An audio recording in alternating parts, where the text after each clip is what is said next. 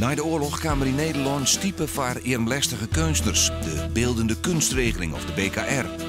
Later verhunnen in Nederland, prijzig in Europa als het voorbeeld van modern sociaal denken. Na het goedkeuren trok een commissie, waarin dik kunstners zitten, wat er werk onkocht. Dus leen naar werking in steeds van bijstaan. Contraprestatie wat de regeling daarom in de volksmolen neemt. In Friesland weer de cultuur hier verantwoordelijk voor een goede uitvoering van de regeling. De directie van de RIA hier de bijnamen Moeke Faber, zie een grutheid voor de kunst en de kunstners. In het historisch centrum Ljouwert is een expositie over de Frieske BKR-periode inrichten.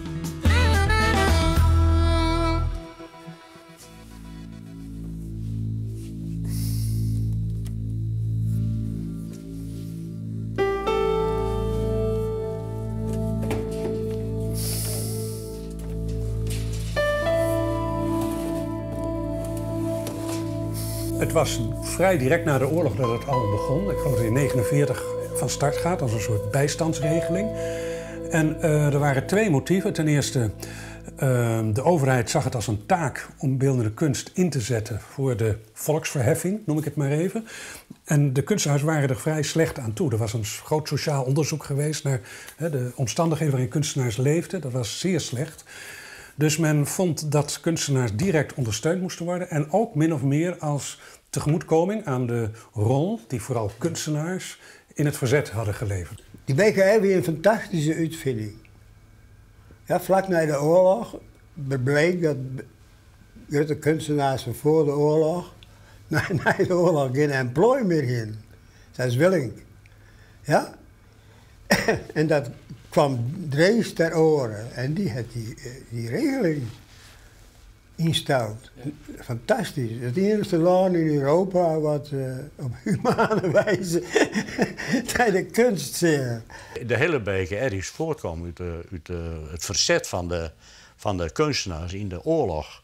En daarna hebben ze zei, we moeten die kunstenaars toch weer op een gang helpen. Dat je nou waarom zocht op de BKR en de contraprestatie. En dan zie je daar natuurlijk volle genuanceerder naar. En dan zie ik maar welke nobele motieven dat ooit insteld is. Hè? Een stukje inkomstengarantie voor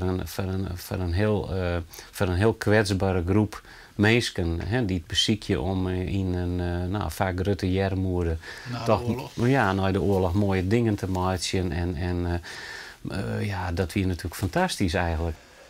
Het gaf een bepaalde zekerheid. Hè? Eigenlijk kon je daar altijd wel op rekenen.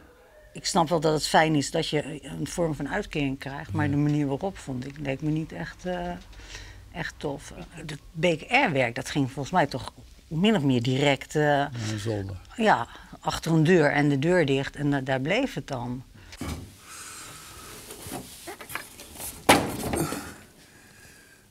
Murk van Stralen. Toch ook, ja. Nou, die is dan toch hier heel aardig vertegenwoordigd. Ja, dit kan ook niet missen. Dit is je zou bijna zeggen, een Leeuwarder Dali. Want ik werkte in de bouw. En ik heb van alles gedaan. Heerlijk. Ik kon elke dag in het atelier aan het werk. En dan mijn eigen wereld proberen te creëren. En toen schopte ik mijn werkschoenen uit. En die lagen daar. Toen heb ik daar het onder een nets van gemaakt. Hier zit wel glas voor.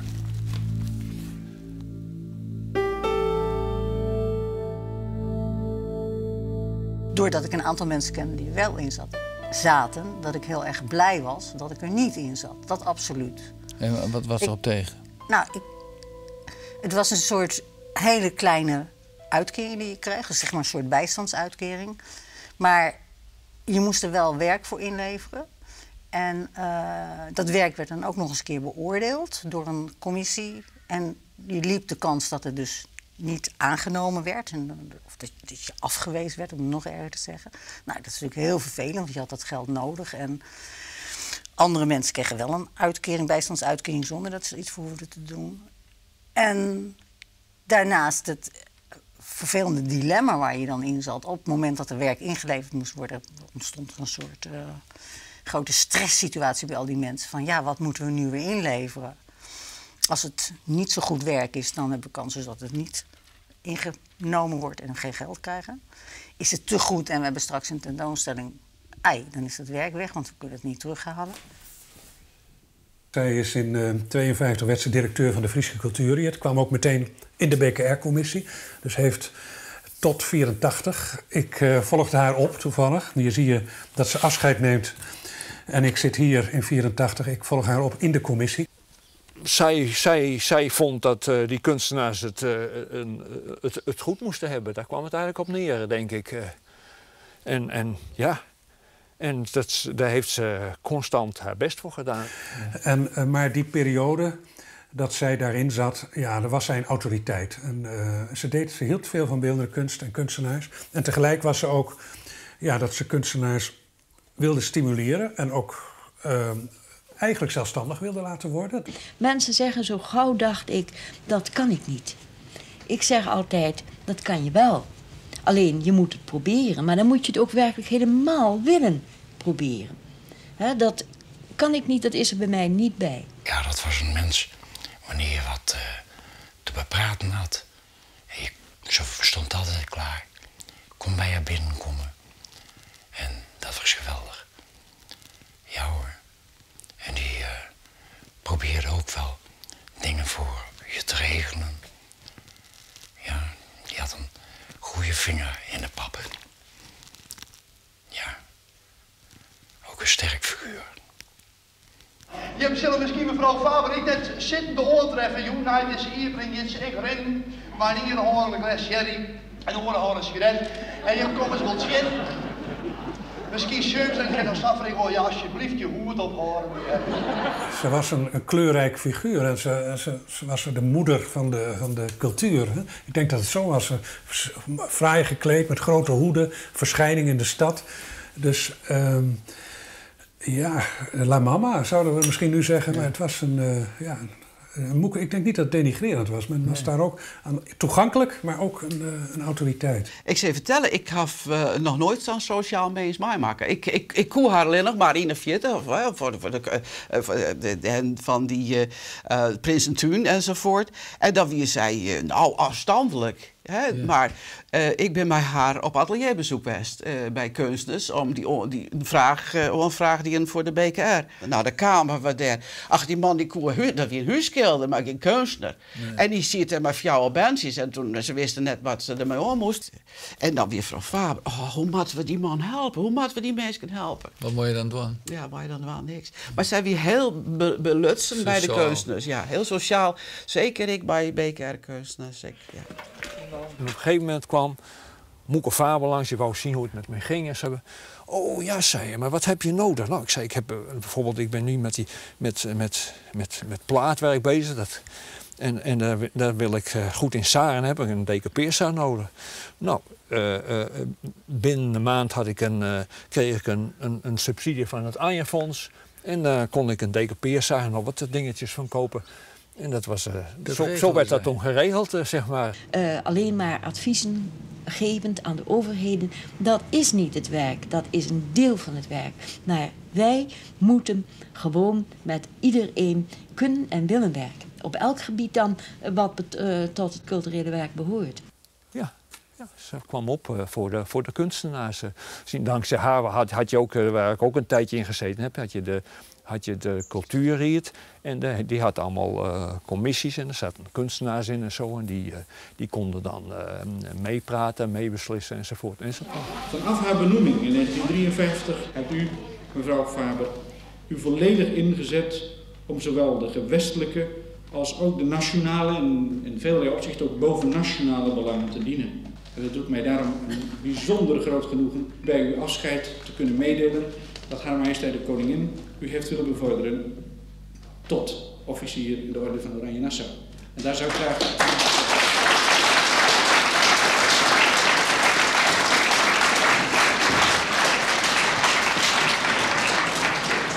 Zit er nog een beetje boy? Ja. Wat doet je hoor? Van harte gelukkig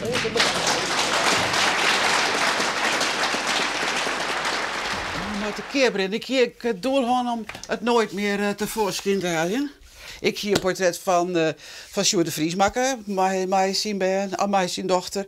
En een portret van David van Kampen en van Anton Rinsema. Kunstler. En de kunstenaars. En dat vond ik wel leuk. En toen zei ze, dan maak je ik nog even een portret van mevrouw Faber.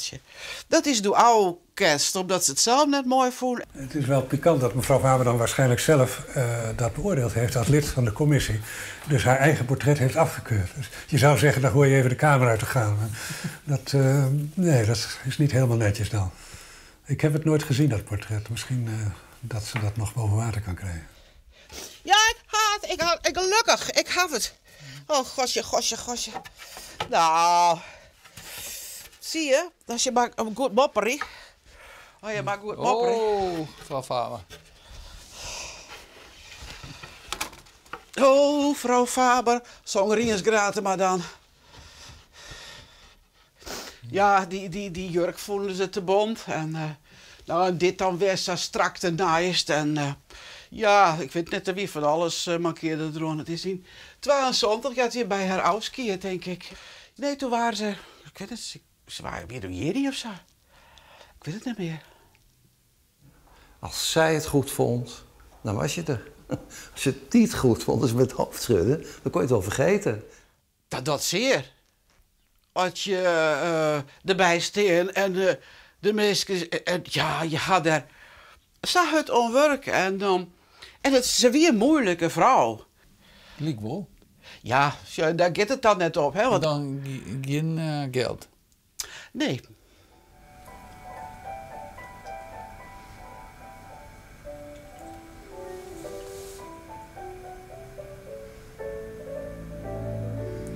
Ja, ik zit mooi in het licht.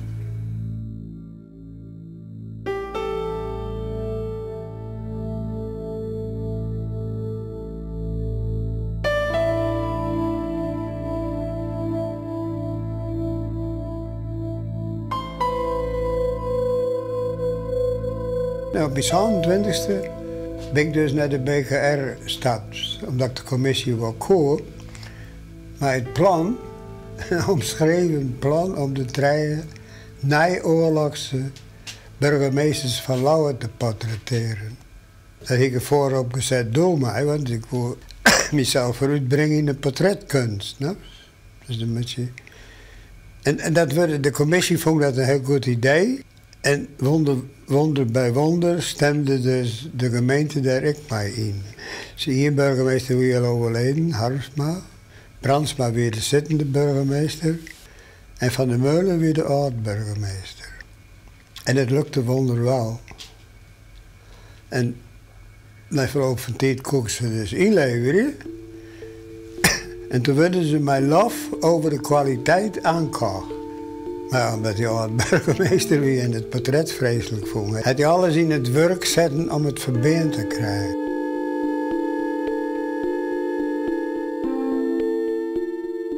Kijk, dit werk, ik herken het wel, want het heeft op mijn kamer gehangen. Uit 77. Ik kwam in 77 bij de Cultuurdienst en er hing dit werk op de kamer. Dus dat is misschien wel... nou, mevrouw Faber was al weg. Maar dat is heel typerend voor haar toen. Martine staat er, ja. Het heet dan de contraprestatie, dus het levert er werk in. En op basis van de prijs van dat werk werd dus een aantal weken voorziening gecreëerd waarin men onderhoud kreeg. Maar die prijs was niet een marktprijs, die werd dus door de kunstenaar, in overleg wel met de commissie, werd die eigenlijk kunstmatig bepaald. 1800, 1500, weer wel grote pastels, ja, maar ja, weer een mooie prijs toen de tijd. Is dat een mooie prijs? Ja, weer een mooie prijs. Beetje landelijke prijzen. Voor Friesland? Ja, dat waren dan wel de richtlijnen. Ik wat in galeries vregen waren. Ja. Ja, dat weer ik les erbij natuurlijk. En dan hier ik periodes, dan hier ik wat extra cent nodig. En dan leverde ik wat in voor de BKR. En dit is het. 10.000? Ja, dat is 10.000. Dan had ik een wandschildering ik maken, denk ik, in 22. Ik denk dat er ik dat kon wel zo wezen. Opdrachten, daar ben ik opdrachten bij. En dat is dan zo'n toes, dat is een opdracht. Dat we dan kleuren in squalen of een wandschildering maakt of zoiets wat. En dan ga je dan een behoorlijke hierin komen. Dat is 10.000 goenen. Dat is een mooie instruier. Hoe hoger die prijs, hoe langer je dus uitkering kreeg. Maar daardoor kreeg je een soort valse prijs op de markt. BKR-prijzen die waren veel duurder dan de galerie. Dus dat was een oneigenlijke marktmechanisme wat daarmee in stand werd gehouden. Dus galeries waren er helemaal niet blij mee. Ja, dat weet ik net meer. Het was een goede regeling. Het was een prima regeling. Wij hebben dan, ik weet net meer precies de bedragen, maar ik weet wel, we hebben dan een inkomen. En dan kwam er nog materiaalkosten bij. Ik vond dat altijd onbegrijpelijk dat dat kon. Maar dat is weer het systeem. Er waren dan zeg maar formules voor en dan werd dat omgerekend. En dan, het kwam erop neer dat je zeg maar ongeveer een beetje minimumloon had plus materialengeld. En dan, dus ik denk dat dat iets van 2000 gulden was of zo. Misschien meer, ik weet het niet, in die buurt nergens. In die hele regeling was eigenlijk berekend op schilders, grafici, het hele beeldhouwer. Het materiaalgeld was daar niet voor, dat kon nooit. Stel je voor dat je in brons werkte, in gegoten brons. Dat kon je toch nooit betalen? Nee. Dus dat werd dan gewoon van het huishoudgeld afgehaald, hè? Ja, dat was voor mij een uitkomst. Ja. Ik kon experimenteren, ik kon vorm zoeken. Ik kon me helemaal inleven in de materie, in die verf. Ik heb nooit een lessen gehad. Autodidact? Dus, volledig, ja. Maar ik heb alles zelf geleerd. En, en je had het als basis, je kon erop rekenen. Dus je kon aan het werk, je kon die goede gutsen en de schuurmachine kopen en andere apparatuur. Dus je werk ging vooruit? Ja, je kon je ontwikkelen. Dat was gewoon het grote voordeel van dat hele systeem. Mogelijkheden wie in de wol. Zo'n woonschildering, nou, die kreeg je net zomaar. En ik wist niet eens dat ik het koe. Maar dan ga je daar toch weer een studie van maken, omdat je die opdracht krijgt. Of tenminste wat je om bent. En dan ontwikkel je als kunstenaar, vind ik. Ja. Dan bleef je net alleen maar op het liefste vlak dwanden, maar dan ga je gewoon soms wat grutste dwanden. Nou kon ik helemaal mee in mijn werk. Ik maakte mijn eigen verven. Ik temperde alles zelf. Ja. En zo heb ik langzaam gezocht. En mijn stijl. Als je mijn werk een beetje kent en je zou 1 tussen 100 hangen, dan loop je er langs en zeg je dat is hem. En dat is mijn stijl. Dat is Murk.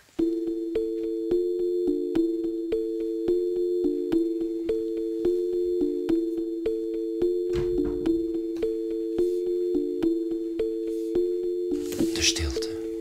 Ik heb de stilte horen fluisteren. Heerlijk dat ik je gedachten mag verstaan. Dat is dit.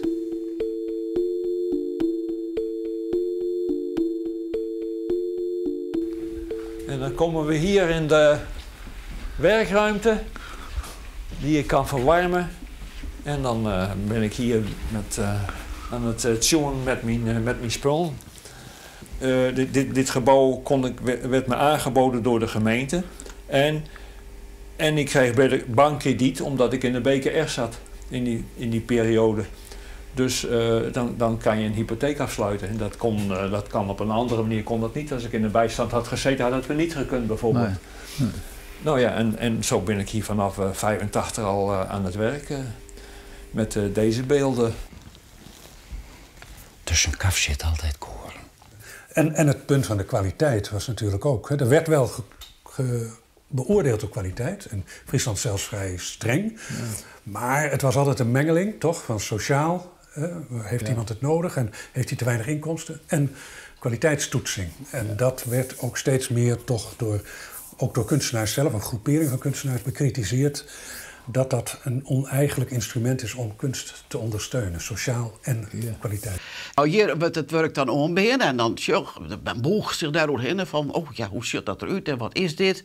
En op een oorstuit dan wie er werk wonen, of de secretaresses en de secretaris, die gingen dan even het werk demonstreren. Zo van, nou, zag je het eruit dat het op de wand hing het dan zo.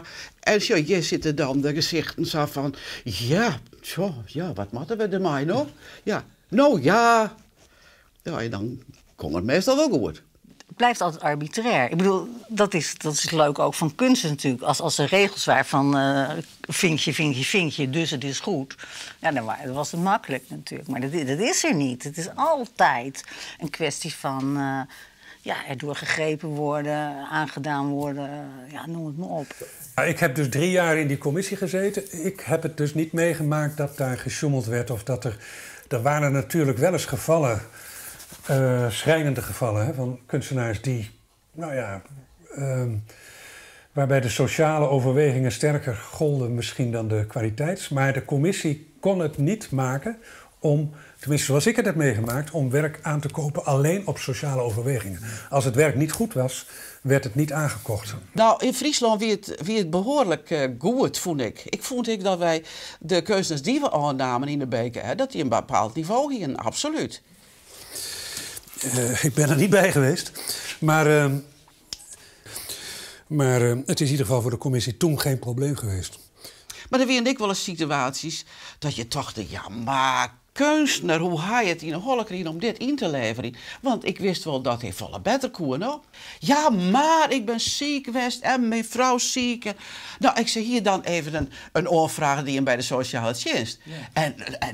En is niet vergeten te zetten door toch rommel in te leveren, no? Het allerbeste werk, daarvan probeerden mensen toch er niet naartoe te brengen. En ik ben ooit nog eens een heleboel van dat werk tegengekomen op de zolder van de voormalige Arend Stuinschool, waar ik een atelier had en waar we op zoek gingen naar... of op zoek gingen, maar waar we doorheen liepen natuurlijk om te kijken wat voor gebouw het was. En daar stond de BKR-collectie te verstoffen en daar hebben we... Ja, niet echt goed opgeslagen? Nee, bepaald niet goed opgeslagen. Maar ja, misschien ook niet heel goed werk of zo. Het was niet zo dat wij daar heel erg hebberig van werden en dachten, oh, wat fijn is dat allemaal kunst en dan gaan we nou eens leuk uitzoeken. Want ik geloof dat niemand dat ook gemerkt zou hebben als we dat daar tussenuit gevist hadden. Ik moet zeggen, het was niet streng, hoor. Het was, er kwam toch wel heel veel... Er moest ook wel echt iets aan de hand zijn, wilde een werk er niet. En er waren ook toch wel... Er waren soms kunstenaars die gingen haast als een hamerstuk door, want dat was... Soms was het wel zo, dan zat er geen ontwikkeling in. Dan was het steeds maar weer hetzelfde, steeds maar hetzelfde.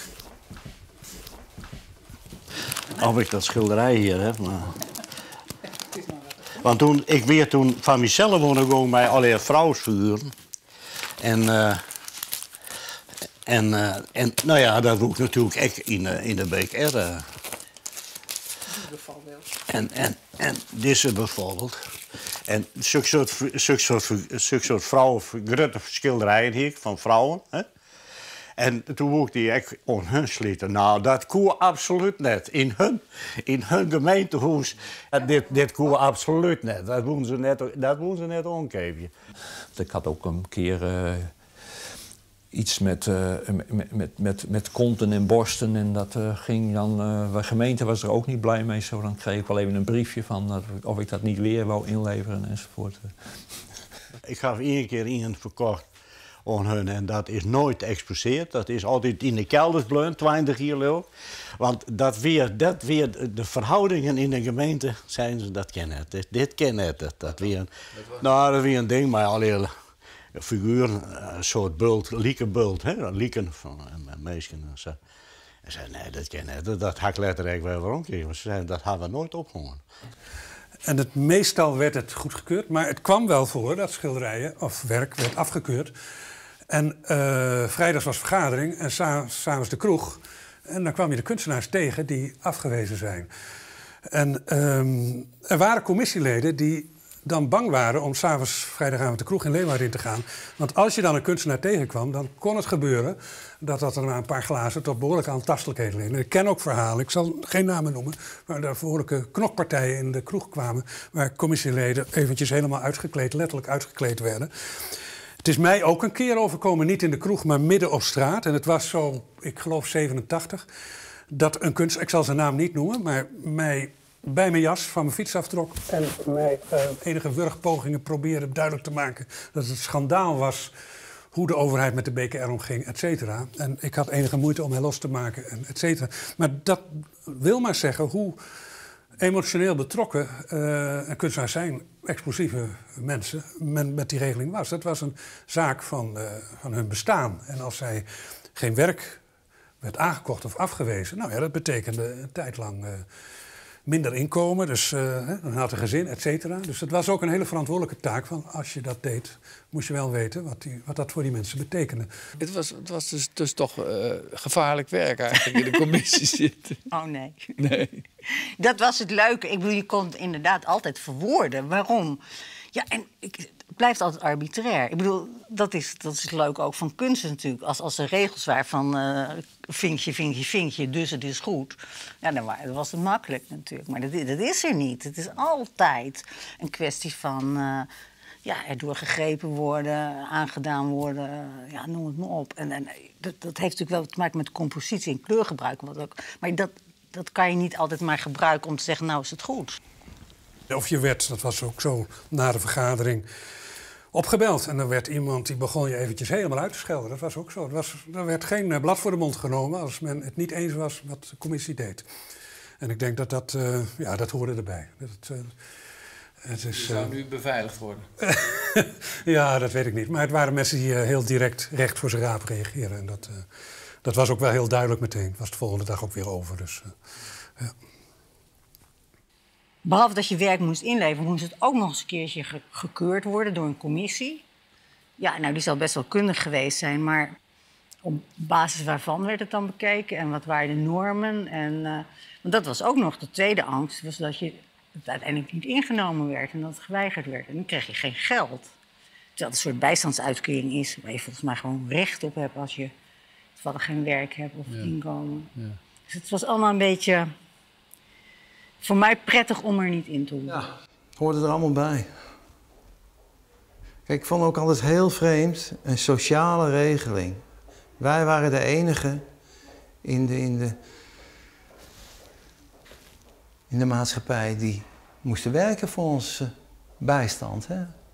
Er was geen metselaar die een muurtje moest metselen. Er was geen fluitist die in een kamertje de hele dag moest gaan zitten fluiten. Maar wij waren de enige die iets moesten produceren. En dan werd het ons nog kwalijk genomen ook dat als we het deden, dat ze het of niet mooi vonden, of er werd maar met de pet nagegooid. Die zullen er ook absoluut bij geweest zijn. Eigenlijk heel vreemd. Sociale regeling. Wat dat betreft was het toch ook goed dat het afgelopen was.